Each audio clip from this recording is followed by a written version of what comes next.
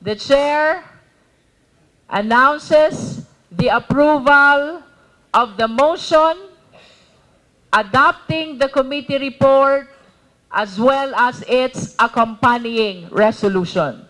So ruled.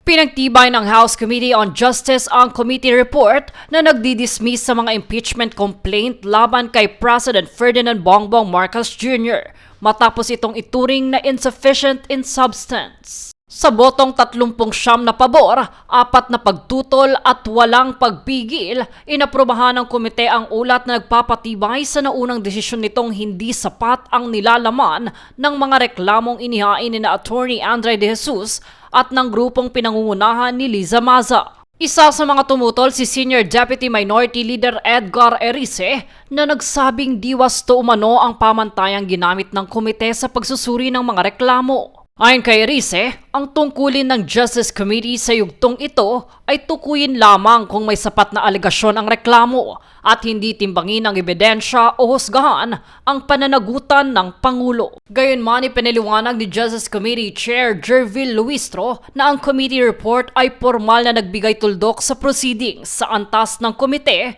matapos mapagtibay ang boto noong February 4 na hindi sapat ang mga reklamo sa substance. Insufficiency in substance of both the De Jesus complaint and the Maza et al. Complaint.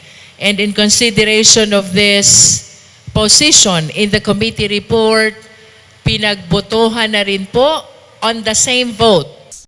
Nilinaw ni Luistro na ang dismissal sa antas ng komite ay hindi pa pinal at kinakailangan pang aprubahan o ibasura ng plenaryo ng Kamara kapag naisama na ito sa order of business. Ayon sa mga mambabatas, matapos makumpleto ang mga pirma ng mga kasaping bumotong pabor sa committee report, ito ay agad na ipapasa sa plenaryo para sa kaukulang aksyon.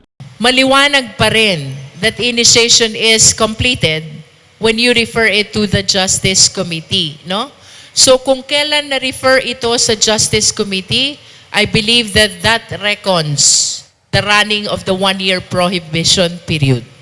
Dagdag pa ni Luistro, kinakailangan ang boto ng hindi bababa sa 1/3 ng lahat ng miyembro ng Kamara upang maaprubahan o maibasura ang committee report sa plenaryo. Kaugnay naman ng 1-year bar rule, ipinaliwanag ni Luistro na ang bilang ng 1 taon ay nagsisimula sa petsa ng referral ng reklamo sa Justice Committee at hindi sa petsa ng paghahain ng reklamo. Samantala, nilinaw rin ng komite na walang tinatawag na partial voting. Either you vote for the committee report itself or you don't vote for it. No? So a partial vote is basically considered a no vote. Sa bahagi naman ng impeachment complaint laban kay Vice President Sara Duterte, sinabi ng komite na hanggat wala pang referral sa Justice Committee, hindi pa rin nagsisimula ang 1-year prohibition period. Jade Buhoy, nag-uulat para sa Golden Nation Network.